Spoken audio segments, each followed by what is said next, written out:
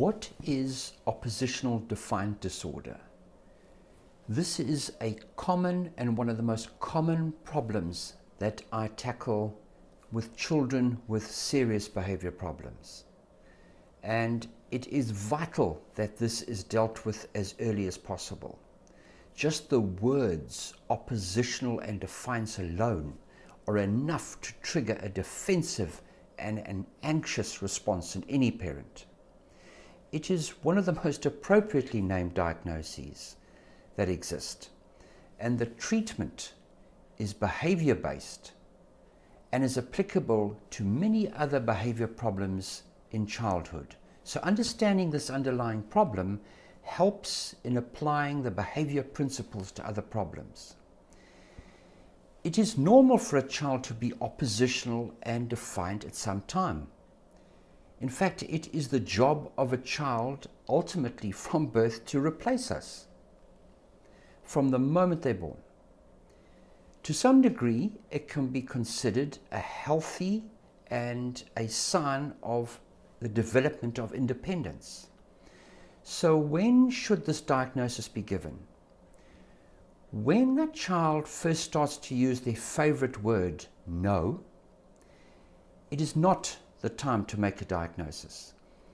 The word no is the start of a child's independence. It's their kind of cry out to say, look, I need some space on earth.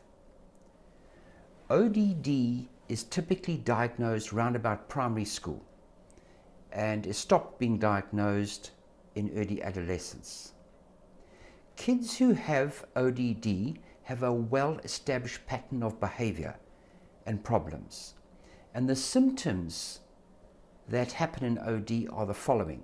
They are often and being usually angry or irritable, often frequently losing their temper, being easily annoyed, arguing with authority figures, refusing to follow rules, deliberately annoying other people, and blaming others for their mistakes, being vindictive. So what distinguishes these behaviors of ODD from normal oppositional behavior? It is how severe it is. Children with ODD have an extreme behavior, and these behaviors happen for a period of more than 6 months consecutively. And if a child is under 5, they happen every day. And in a child over 5, these symptoms are going to happen at least once a week. Another hallmark of ODD is the toll it takes on families and relationships.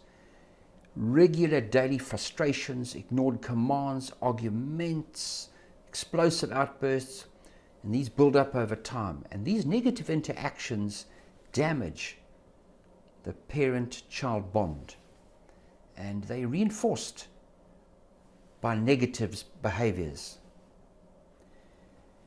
This can really push a parent right to the edge, and they push parents to become almost passive, and they push parents to become facilitators in the hope that giving and allowing more control to their children will be a peace offering and a bargaining chip to help them listen. I'm afraid this is never a parent's intention to reinforce this behavior. We often don't realize we're actually doing it. And there are 2 common scenarios that happen. I'm sure you'll recognize both of these. First of all, your child's going to bed and they're playing, and you say to them, please stop playing. It's time to go to bed. Please get ready. And they ignore it. So you go ahead and you give a second request. And by the 3rd time, you're kind of losing it. And you are mad and you start to yell. The second scenario is you tell your child to stop playing and get ready for bed, and they have an absolute meltdown. You don't want him to be so worked up before bedtime because you know it's going to take a lot longer for them to fall asleep. So you back down and you kind of let them play for another 5 minutes. And unfortunately, by doing that, you're kind of condoning that behavior. So in the first scenario, your child learns that yelling is something that gets results. And secondly, they also learn that if they ignore your request, you're going to have to kind of keep coming back and back. So they learn they just ignore it until you've lost it, or you kind of have taken a lot longer, and by the third request, they then respond. And then they also learn by throwing a tantrum, it gets them what they want. And this, unfortunately, they're going to learn to repeat in the future. So the more often they repeat this behavior, the more familiar they become with the behavior patterns. And these become a lot harder to break. Your child doesn't have to have ODD for these scenarios to happen, but repeated negative interactions like these can make the diagnosis and behavior disorder far more likely.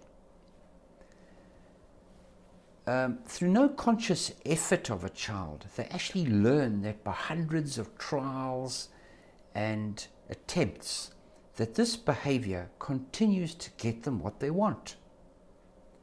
This also explains why children who have ODD might act out more at home, because it's more familiar.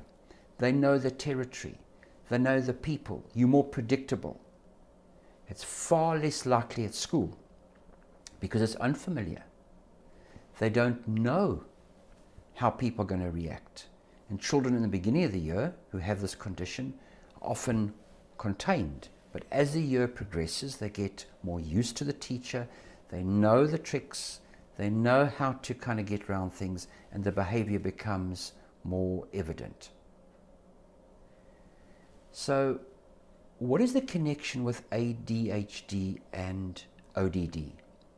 There is a high overlap in children who have ADHD and also are diagnosed with ODD.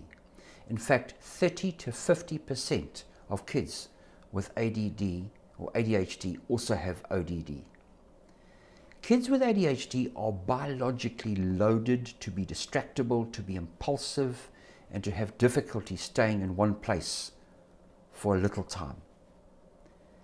And then when those children get negative feedback, they start to become more negatively orientated towards adults.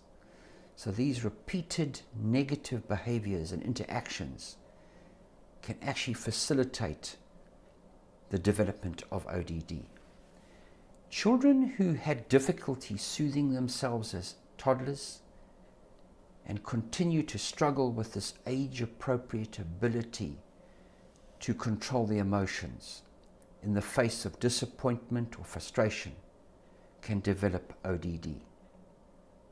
The adults in their lives might be more inclined to give into these demands in order to keep the family sane.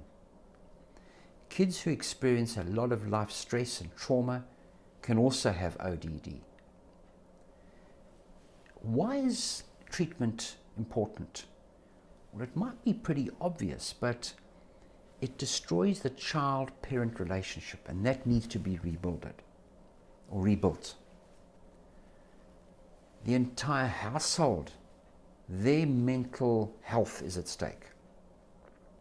And the child's future, they push away friends, peer interactions, and it limits their potential later on in life. A very small percentage of children with ODD go on to develop a condition called conduct disorder. And this is a severe behavior disorder that includes criminal acts, stealing, setting fires, and hurting people. And unfortunately, when these are not early dealt with, these are the consequences, and occasionally we see them. So what does treatment for ODD look like?